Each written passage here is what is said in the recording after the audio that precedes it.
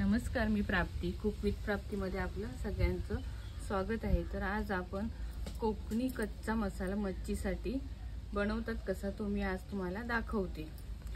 तर इथे आपण 1 किलो बेडगी मिरच्या घेतलेल्या आहेत। 2 दिवस चांगल्या उन्हात कडकडीत सुकवून कापून घेतलेल्या आहेत। आणि इथे पाव किलो धने,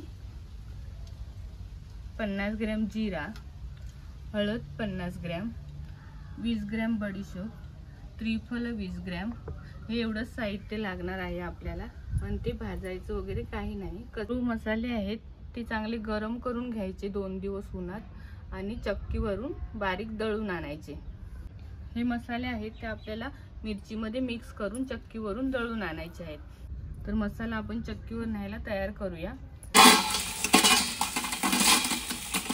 तर या मिरच्या चांगल्या सुकवून घेतल्या 2 ते 3 दिवस, म्हणजे मसाला टिकतो चांगला आणि कलर सुद्धा चांगला लाल येतो। बेडगी मिरची आहे ती चवीला पण चांगली असतात आणि कलरला सुद्धा चांगली असतात। तर धने सुद्धा चांगले सुकवून घेतले, पाव किलो धने आहेत। जिरा सुद्धा सुकवून घेतलेला आहे चांगला, आणि अख्खी हळद आहे त्याचे मी तुकडे केले सुकवून।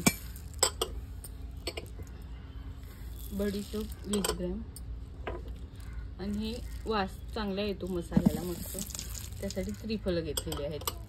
तर आपला मसाला चक्कीवर न्यायला रेडी झालाय। आता आपण हे दळायला नेऊया।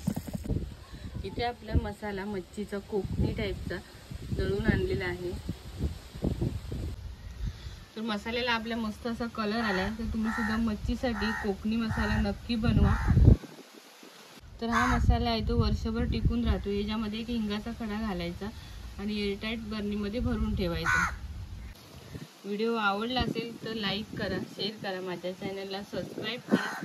धन्यवाद।